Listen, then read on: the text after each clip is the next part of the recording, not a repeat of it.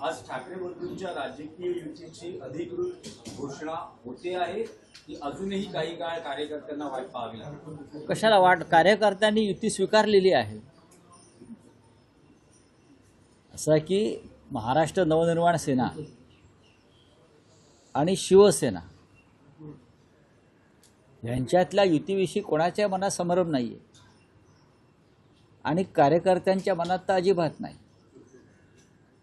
मुंबईसह अनेक महानगरपालिकेत शिवसेना आणि महाराष्ट्र नवनिर्माण सेनेचे कार्यकर्ते एकत्र येऊन कामाला लागलेले आहेत. दोन्ही पक्षांकडून तशा सूचना गेलेल्या आहेत आणि सूचना जाण्यापेक्षाही आधी जे कार्यकर्त्यांमध्ये जो उत्साह आणि मनोमिलन झालेलं आहे ते आम्ही स्वतः अनुभवतो आहोत. बघा की ही युती जी आहे शिवसेना उद्धव ठाकरे आणि महाराष्ट्र नवनिर्माण सेना यांच्यामध्ये युती तर झालेलीच आहे, फक्त जागा वाटपावर शेवटचा काल रात्री पूर्ण झाला. आता राज आणि उद्धवजी यांनी एकत्र येऊन या संदर्भात जो काही जागा वाटपाचा फॉर्म्युला किंवा इतर काही गोष्टी आहेत त्या संदर्भात त्यांना घोषणा करणं तेवढं बाकी आहे. आता ती आज करायची संध्याकाळी की उद्या याच्यावर आम्ही आता निर्णय घेऊ. पण आजपासून नॉमिनेशनमध्ये उमेदवारी अर्ज भरण्याची सुरुवात झाली आहे, खरं आहे. म्हणजे निवडणूक प्रक्रिया आज सुरू झालेली आहे आणि त्याच्यामुळे आता आम्हाला फार वेगानं काम करावं लागेल. नाशिकमध्ये चर्चा आटपलेली आहे, पुण्यामध्ये विषय संपलेला आहे, कल्याण डोंबिवलीतला विषय संपलेला आहे, ठाणे आणि मीरा भाईंदरला सुद्धा हा विषय आम्ही जागा वाटपाचा संपवल्यामुळे आता इतक्या 7-8 महानगरपालिकांचं काम करताना थोडा वेळ लागतो. त्या विषय मुंबई महानगरपालिकेचा दोन्ही बाजूच्या कार्यकर्त्यांच्या भावना समजून घेतल्या पाहिजेत. काही विद्यमान नगरसेवक असतात, त्यांच्या जागांची अदलाबदल होत असते युतीमध्ये, तर त्यासाठी लोकांना एकत्र बसवून त्यातून मार्ग काढावा लागतो. तर या सगळ्या गोष्टी जवळजवळ पूर्ण झालेल्या आहेत, या सगळ्या प्रक्रिया पूर्ण झालेल्या आहेत. आत्ता मी थोड्या वेळाने माननीय उद्धवजींशी आणि राजसाहेबांशी बोलून आम्ही त्याच्यावरती निर्णय घेऊ. काय नाही, EV फॉर्मचं वाटप सुरू झालेलं आहे. त्याचबरोबर तुमचं एक आज सकाळी ट्विट आलेलं आहे, त्या ट्विटमधून नेमका अर्थ काय तुम्हाला बोलायचं आहे ते समजत नाही. काय तुम्ही सांगा ना, नाही सांगा ना.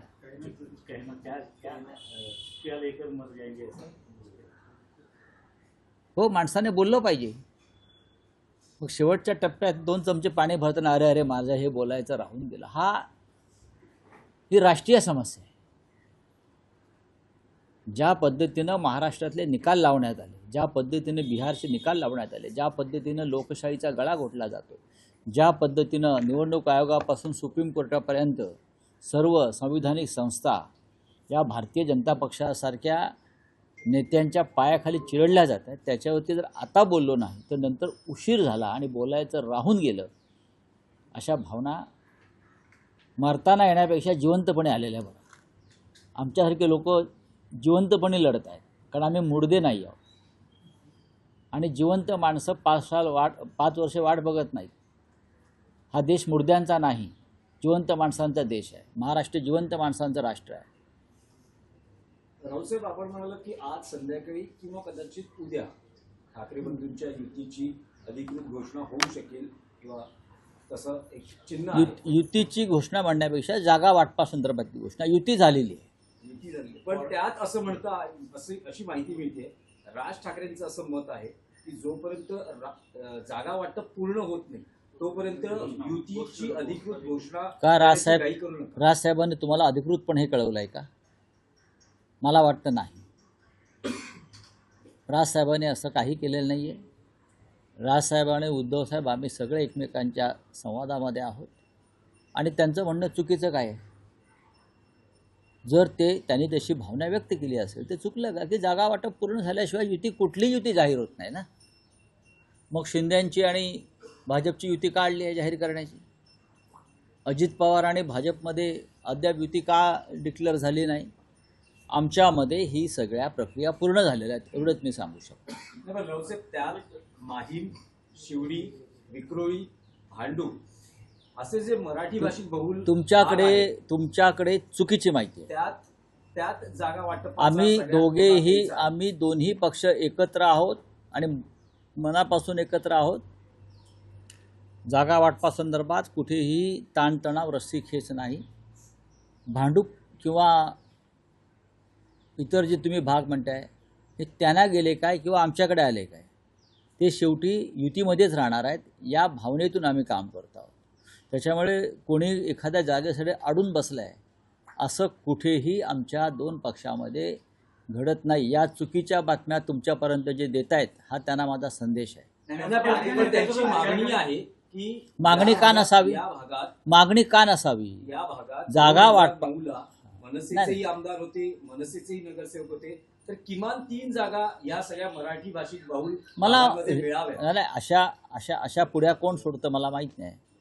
जागा वाटप अत्यंत फेअर पद्धतीने सुरू झालं आणि त्याच पद्धतीने ते संपलं. अनेक जागांवरती दोन्ही पक्षांचा कार्यकर्त्यांचा अधिकार असतो. एखादी जागा मनसेने मागितली असेल की आम्हाला द्या, त्यात चुकलं काहीच नाही, किंवा आमच्या लोकांनी हक्क सांगितला असेल तर काहीच. आमच्या 84 जागा निवडून आल्या होत्या, त्यानंतर 100च्या वर जाऊन पोचल्यावरती सगळ्यात जास्त अडचणी जागा वाटपात मोठ्या पक्षाला येत असतात. लक्षात घ्या, सगळ्यात जास्त अडचण भारतीय जनता पक्षाची होणार आहे जागा देताना. पण आमच्यामध्ये आणि मनसेमध्ये असा जागा वाटपावरून कोणताही विसंवाद नाही. जागा तुमच्याकडे राहिली काय, जागा आमच्याकडे राहिली काय, ती मराठी माणसाच्या युतीतून जिंकून येणं महत्त्वाचं आहे. कार्यकर्ते संभ्रमात आहे. 2017 एवढं उदार धोरण जर दोन्ही भावांनी स्वीकारलं असेल तर अर्ज भरण्याचा आज पहिला दिवस त्यात काय असताना अजूनही युतीची अधिकृत घोषणा कशा करता पाहिजे? केलं जात नाही. ज्या दिवशी वरळीच्या डोममध्ये 2 भाऊ एकत्र आले तेव्हाच युतीची घोषणा झाली. तुम्हाला चिंता कशा करता पाहिजे की आता का घोषणा नाही, उद्या का घोषणा नाही? करू ना, आम्ही ठरवू आणि तुम्हाला सांगू. तुम्हाला पाहिजे त्या तारखेला आम्ही करणार नाही. तुमचा अजेंडा मीडियाचा राबवणार नाही.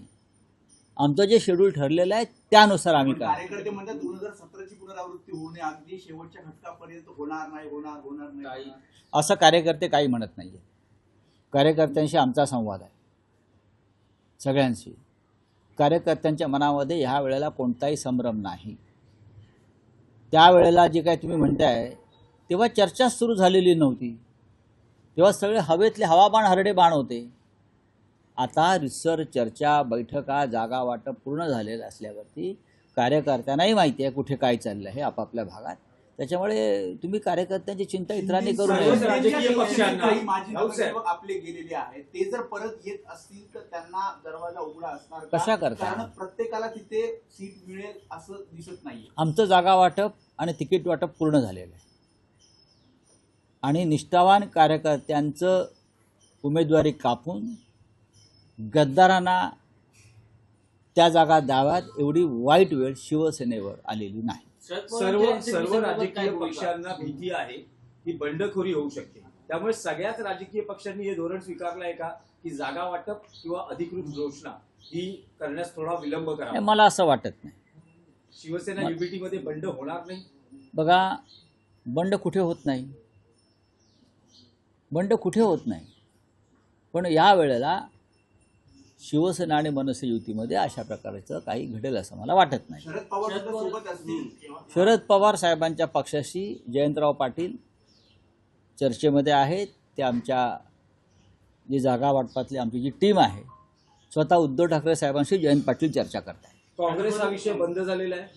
नक्कीच आम्ही शेवटपर्यंत प्रयत्न करू की कुठे कटुता न ठेवता आपण मुंबईमध्ये लढू आणि भविष्यामध्ये निवडणूक निकाल झाल्यावरती सुद्धा आपल्याला मुंबईच्या रक्षणासाठी एकमेकाला कशी मदत करता येईल या संदर्भात आमची वरिष्ठ स्तरावर चर्चा झालेली आहे. म्हणजे निवडणुकांच्या निकालानंतर नाही, मला असं म्हणतात म्हणजे निवडणुकीच्या निकालानंतर जर काही परिस्थिती निर्माण झाली आणि काँग्रेसची मदत लागली तर ती घेतली जाईल. मग काँग्रेस का भाजपला मदत करणार का? साधा प्रश्न आहे ना. काँग्रेसची लढाईसुद्धा राष्ट्रद्रोही, जातंध आणि धर्मांध आणि महाराष्ट्र लुटणाऱ्या प्रवृत्तीविरुद्ध आहे. काँग्रेसला नगरपालिका निवडणुकीत चांगलं यश मिळालं, आम्ही त्यांचं अभिनंदन केलं. आणि जर काँग्रेसला काही चांगल्या जागा मिळाल्या आणि त्यांची आम्हाला गरज लागली तर नक्कीच त्यांची मदत घेतली जाईल. पण शिवसेना आणि मनसे युती व राज ठाकरे व उद्धव ठाकरे जेव्हा एकत्र आलेले आहेत तेव्हा आम्ही 100चा आकडा 100% पार करतो. त्याचबरोबर दोन्ही राष्ट्रवादी ह्या पुण्यामध्ये एकत्र येताना पाहायला मिळत आहेत. त्या पिंपरी चिंचवडमध्ये देखील आणि घड्याळ या एका चिन्हावर लागण्यासाठी आता बघा, हा त्यांचा प्रश्न आहे. जर उद्धव आणि राज ठाकरे साहेब एकत्र येत आहेत तर काका पुतणे एकत्र आले तर आम्ही का टीका करावी?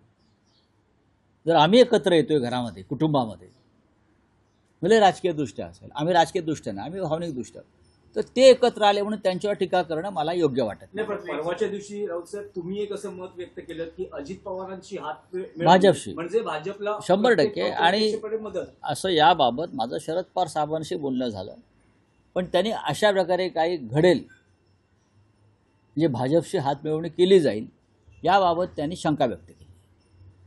काँग्रेसच्या हायकमांडशी संवाद साधला जातोय, परंतु स्थानिक पातळीवरती तुमचं काही बोलणं सुरू आहे का? मैत्रीपूर्ण लढती आणि बघा, स्थानिक पातळीवरती आमची सातत्यानं चर्चा सुरू आहे. आमचे सहकारी आहेत महाविकास आघाडीतले. जर कोणाला वाटत असेल की महाविकास आघाडी तुटली, अजिबात तुटलेली नाही. महाविकास आघाडी कायम. काँग्रेस, राष्ट्रवादी काँग्रेस, शिवसेना, डावे पक्ष हे सगळे आम्ही अजून एकत्र आहोत. महानगरपालिका, स्थानिक स्वराज्य संस्थांच्या निवडणुकीमध्ये अनेकदा वेगळे निर्णय घ्यावे लागतात. चला, धन्यवाद. काल सर्वोच्च न्यायालयाने माणिकराव कोकाटे यांना ठीक आहे. दिलासा दिला. एप्स्टीन फाईल बद्दल पृथ्वीराज चव्हाण यांनी सगळं समोर आल्यानंतर सांगितले 350 जीबीचा हा सगळा डेटा. त्यातला किती आलाय? 2 GB झालाय.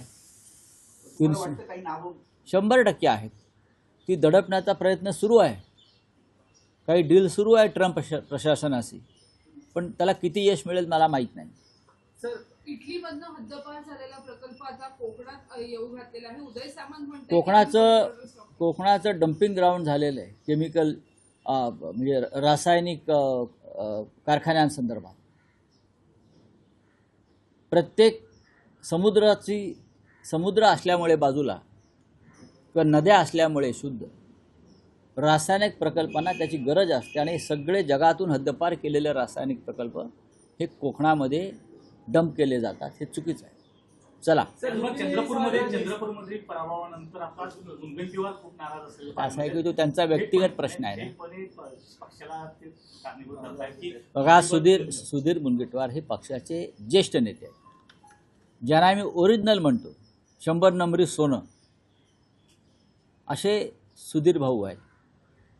पक्षाचा मूळ ढाचा आणि साचा काय आहे, विचार काय आहे, संघाचे स्वयंसेवक आहेत, त्याच्यामुळे त्यांची वेदना ही असणारच की बाहेरून आलेल्या लोकांनी पक्षाचा ताबा घेतलेला आहे आणि ते पक्ष चालवतात.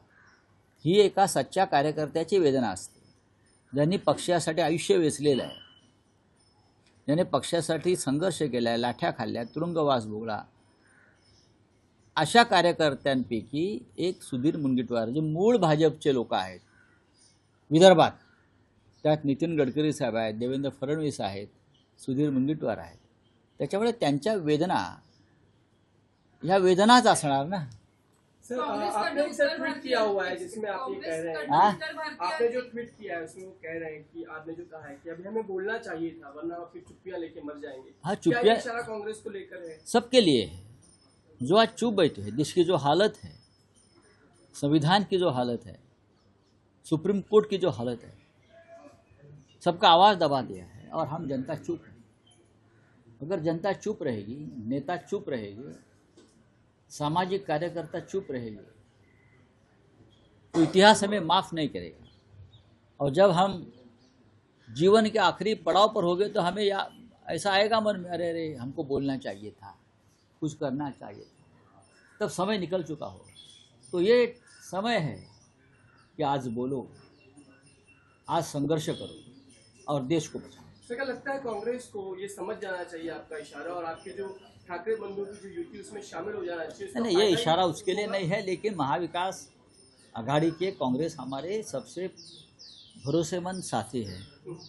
अगर हमको बीजेपी का पराभव करना है, हराना है हमको, तो सबको एक साथ आना होगा। सर, राष्ट्रवादी कांग्रेस से आपकी चर्चा चल रही है कि आप कितनी सीट? देखिए, जयंतराव पाटिल, शशिकांत शिंदे जी और खुद शरद पवार जी इस बारे में चर्चा कर रहे हैं, और मुझे लगता है एनसीपी के साथ हमारा भी गठबंधन हो सर, जाएगा। आप अपनी युति कब तक जाएगी? सबको कभी भी हो सकती है, सीट शेयरिंग पे लेके कभी भी 12 हो सीटें सकती है। चल रहा है, उसके मामले आज शाम को भी हो सकती है, कल सुबह भी हो सकती है। Thank you. अरावली पर्वत को लेके, सर, अरावली को लेके, सर।